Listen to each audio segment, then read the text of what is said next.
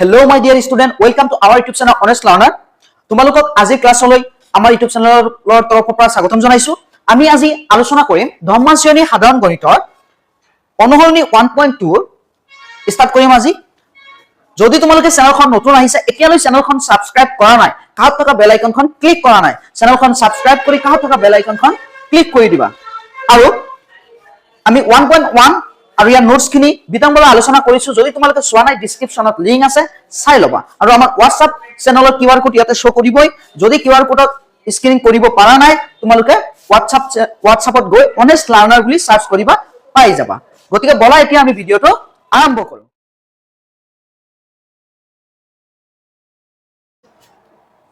তোমালোকে 1.1 অনুসৰণি পঢ়িছে ভালকে। গতিকে আমি এতিয়া 1.2 পঢ়িম। আমাৰ ক্লাস 10 ৰ ক্লাসটো ইভিনিংত হ'ব, 5টাৰ পৰা 6টাৰ ভিতৰত হ'ব। WhatsApp চেনেলত তোমালোকে লিংক পাই যাবা। গতিকে লগৰীয়াবোৰক আমাৰ চেনেলৰ লিংক শ্বেয়াৰ কৰি দিবা, কোনো টেনচন নকৰিবা। আমি 9, 10 ৰ সায়েন্স আৰু মেথছত 100% গাইড কৰিম। যদি 9 ৰ কোনবা ল'ৰা ছোৱালী আছে ৰাতিপুৱা ক্লাস হয় হেতক চেনেলৰ লিংকটো শ্বেয়াৰ কৰি দিবা। এতিয়া বলা আমি অনুসৰণি আগবাঢ়ো। 1.2 অনুসৰণিত বিশেষ কোনো নোটছ নাই, ইয়াত কোনো নোটছ নাই। ইয়াত আমি ডাইৰেক্ট অংক স্টাৰ্ট কৰিব লাগিব। ইয়াতে এটা নীতি ব্যৱহাৰ হ'ব, বিৰুদ্ধচাৰণ নীতি বুলি কোৱা হয়, সেইটো আমি ইয়াতে ব্যৱহাৰ কৰিম। চোৱা কেনেকৈ কৰিম।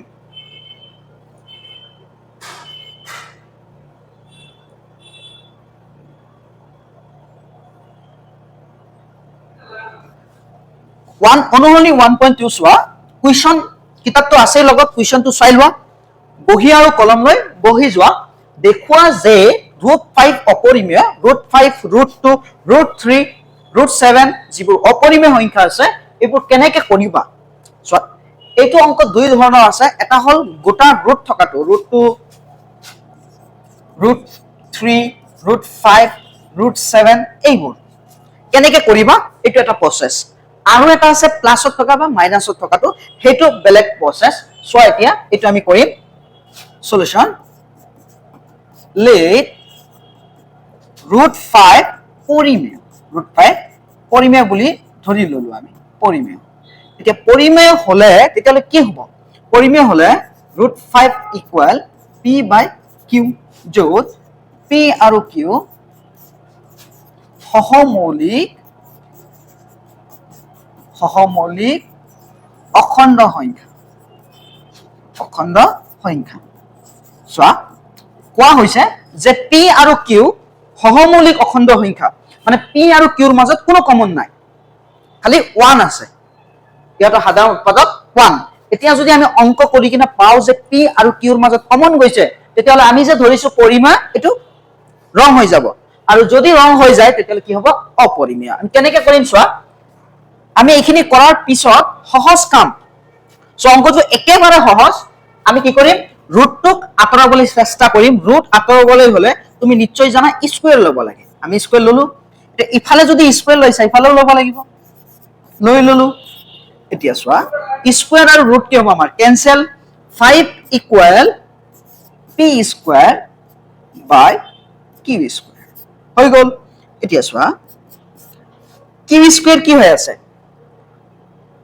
পূৰণ হৈ আছে, ইফালে আহিলে হৰণ।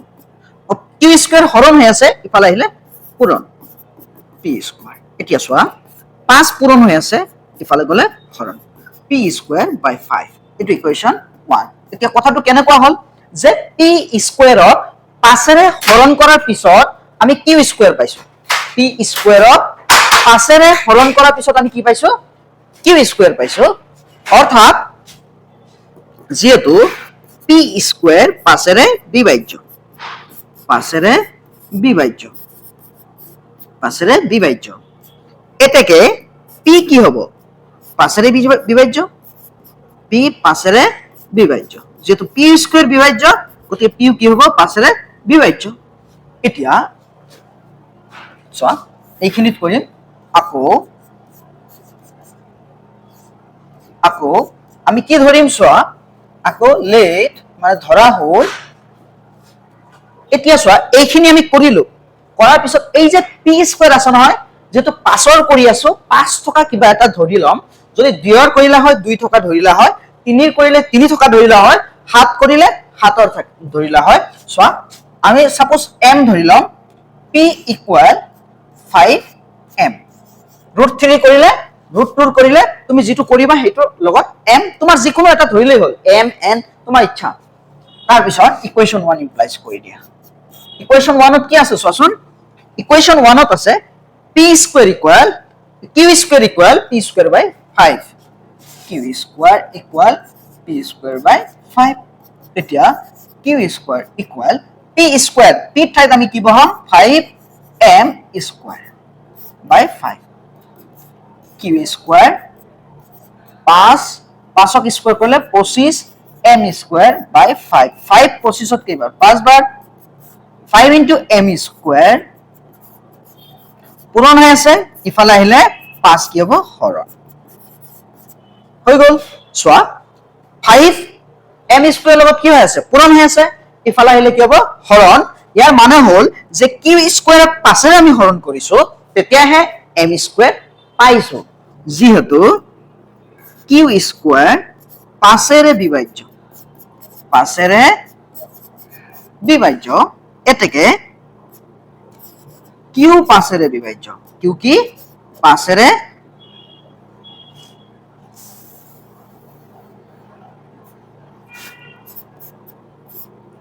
q পাছৰে বিভাজ্য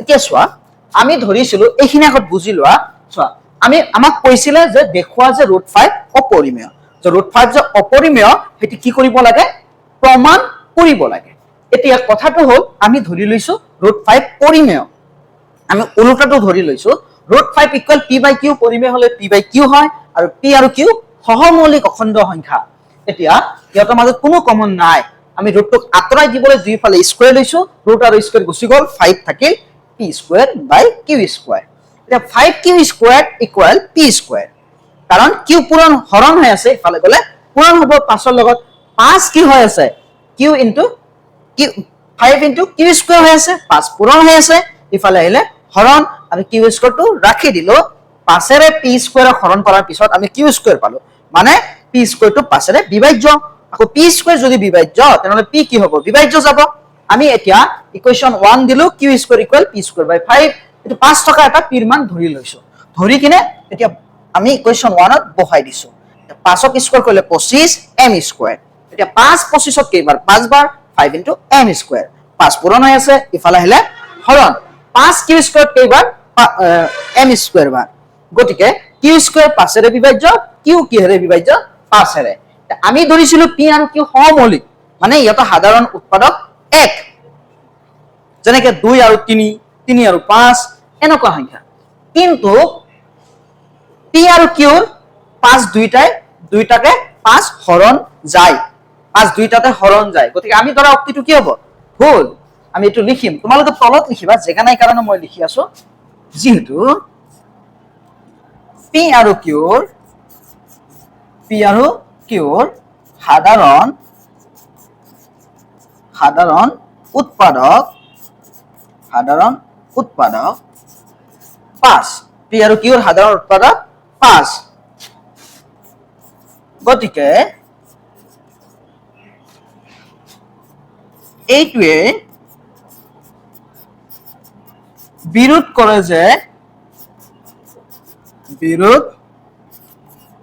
যে p আৰু q সহমৌলিক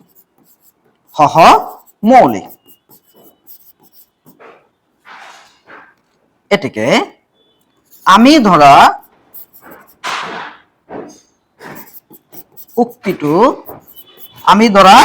উক্তিটো অশুদ্ধ আমি কি ধৰিছিলো যে √5 অপৰিমেয় আমি ধৰিছিলো √5 কি অপৰিমেয় গতিকে আমি ধৰা উক্তিটো কি হ'ল অশুদ্ধ হ'ল কাৰণ p আৰু q সহমৌলিকটো বিৰোধ কৰি দিলে যদি অশুদ্ধ হয় তেতিয়ালে কি হ'ব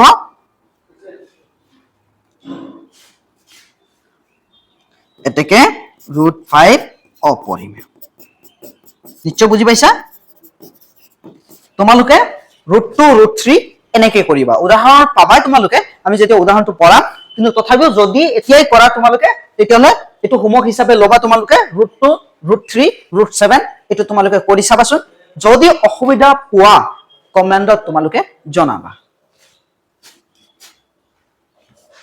নেক্সট ওয়ান 2 নম্বৰ চোৱা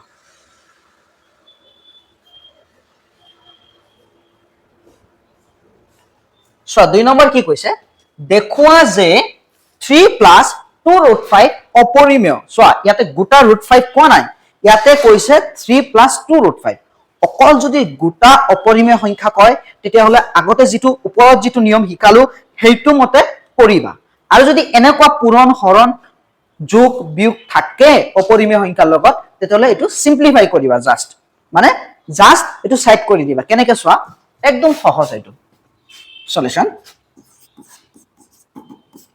let 3 + 2 √5 পৰিমেয়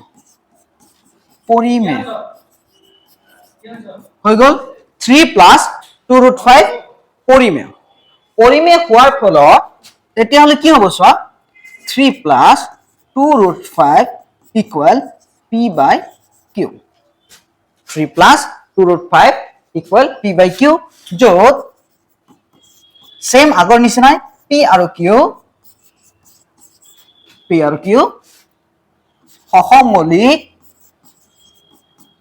সহমৌলিক অখণ্ড সংখ্যা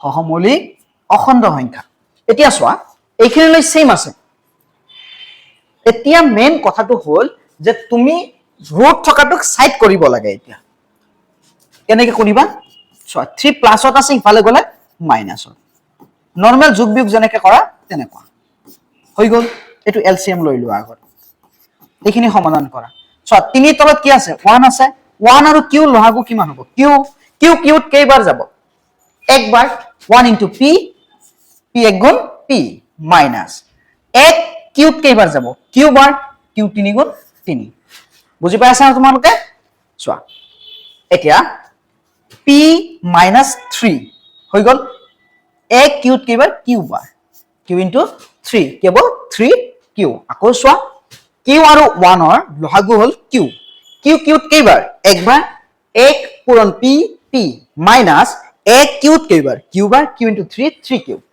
এতিয়া 2 কি হৈ আছে পূৰণ হৈ আছে ইফালে গলে হৰণ 2q হৈ গল √5 সাইড হৈ গল এইখিনি আমাৰ কাম এতিয়া আমি লিখিম চোৱা যেহেতু p/q পৰিমেয় চোৱা আমি এনেকে লিখিম যেহেতু শৰ্টকাট লিখি দিও যেহেতু p/q পৰিমেয় হে চোৱা √5 আৰু p - 3q/q পৰিমেয়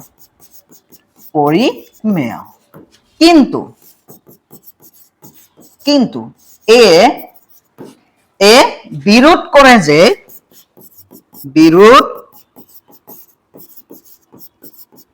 যে কি বিৰোধ কৰে √5 অপৰিমেয়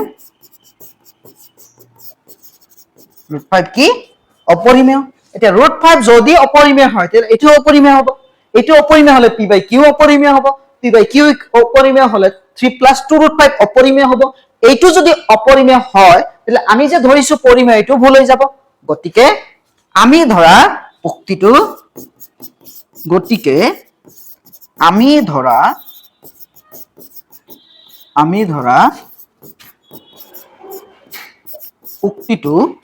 অশুদ্ধ আমি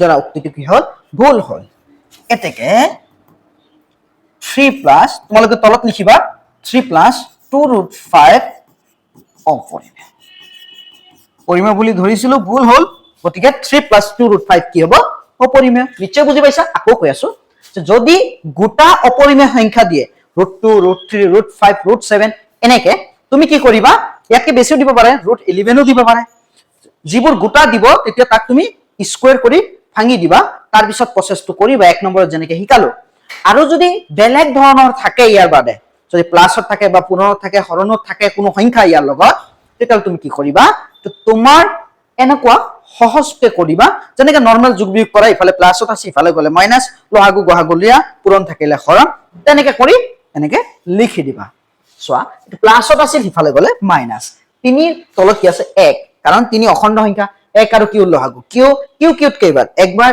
1 * p মাইনাস 1 কিউত কেইবাৰ কিউবাৰ q * 3 3 কিউ দুই হৰণ পূৰণ হৈ আছে ইফালে গলে হৰণ গতিকে এতিয়া এইটো যেটো পৰিমেয় এটিও পৰিমেয় আৰু এটো পৰিমেয় হলে √5 ও পৰিমেয় এটো পৰিমেয় কিন্তু এইটো বিৰোধ কৰে যে √5 অপৰিমেয় √5 যদি অপৰিমেয় গতিকে সব কেটা কি হৈ যাব অপৰিমেয় আৰু সব যদি অপৰিমেয় হয় আমি ধৰা উক্তিটো কি হৈ যাব অশুদ্ধ আৰু যদি অশুদ্ধ হয় তেনে শুদ্ধটো কি যে √3 + 2 √5 অপৰিমেয় ক্লিয়াৰ নেক্সট ওয়ান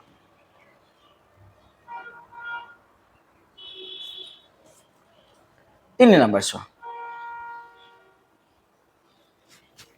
দেখুৱা যে তলৰ সংখ্যাবোৰ অপৰিমেয় এক নম্বৰত আছে 1/√2 চোৱা সলিউশন আমি ধৰি লম লেট 1/√2 পৰিমেয়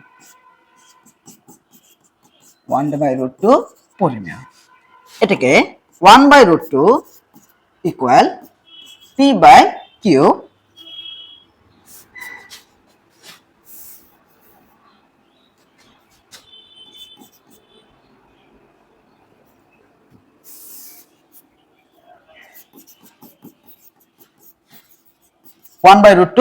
পৰিমেয় এতিয়া 1/√2 পৰিমেয় হলে 1/√2 ইকুয়াল p/q যত p আৰু q সহমৌলিক অখণ্ড সংখ্যা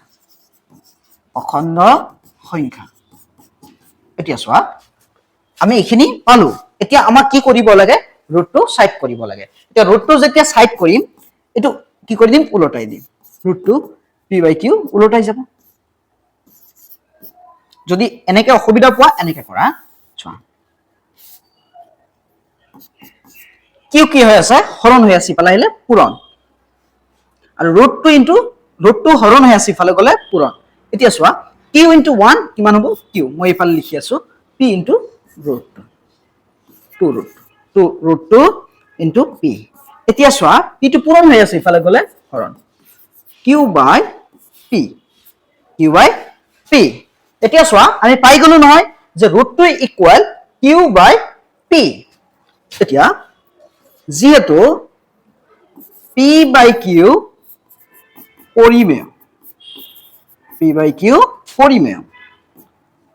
গতিকে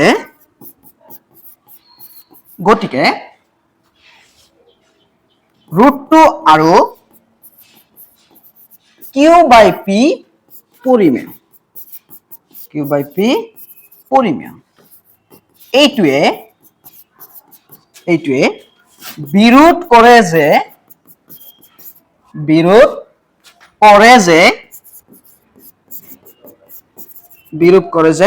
√2 অপৰিমেয় √2 কি অপৰিমেয় এইটোৱে বিৰোধ কৰে যে √2 অপৰিমেয় এতিয়া √2 যদি অপৰিমেয় হয় এতেকে কি হ'ব আমি ধৰা উক্তিটো অশুদ্ধ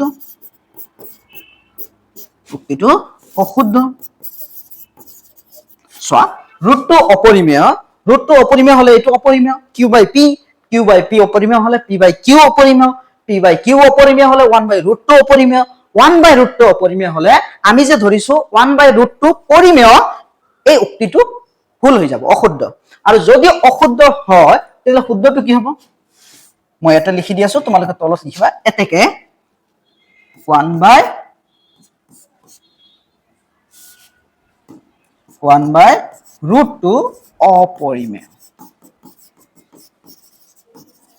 নিশ্চয় বুজি পাইছা চোৱা নেক্সট চোৱা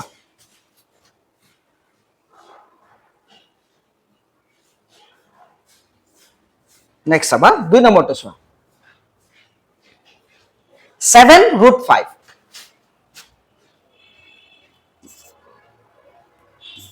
চোৱা let 7√5 পৰিমেয় 7√5 পৰিমেয় এতেকে 7 into √5 equal p by q য'ত p আৰু q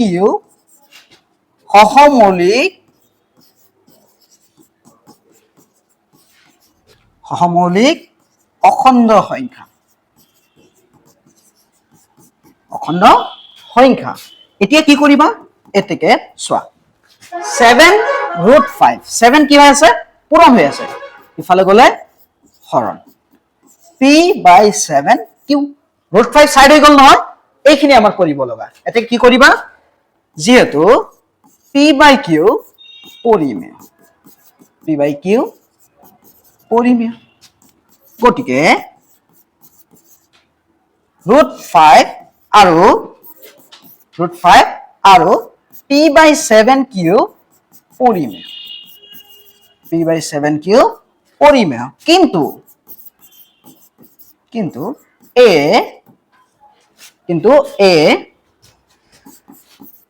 বিৰোধ কৰে যে √5 অপৰিমেয় এতিয়া √5 যদি অপৰিমেয় হয় তেতিয়াহলে আমি ধৰা উক্তিটো অশুদ্ধ যদি অশুদ্ধ হয় তেতিয়াহলে কি হ'ব এতেকে 7√5 অপৰিমেয় 7√5 অপৰিমেয় নিশ্চয় বুজি পাইছা লাষ্ট কোৱেশ্চন আছে চোৱা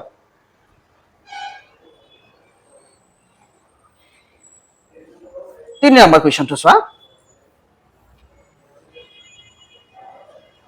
6 plus √2 চোৱা সলিউশন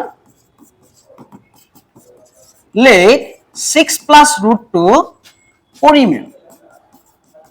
পৰিমেয় এতেকে 6 plus √2 equal p by q p আৰু q সহমৌলিক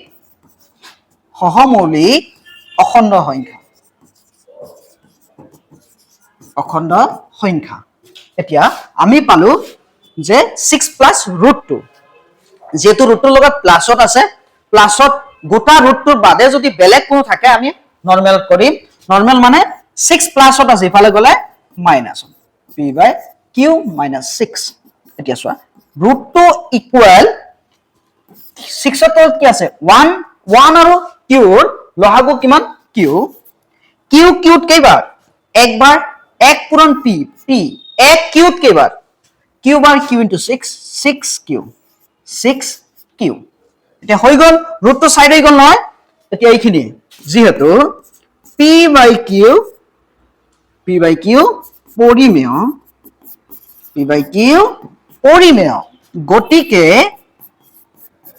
গতিকে √2 আৰু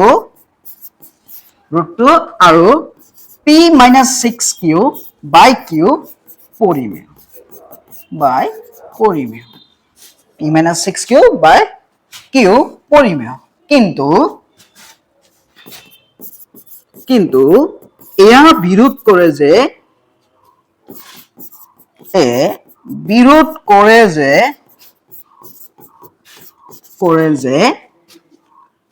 √2 অপৰিমেয় √2 কি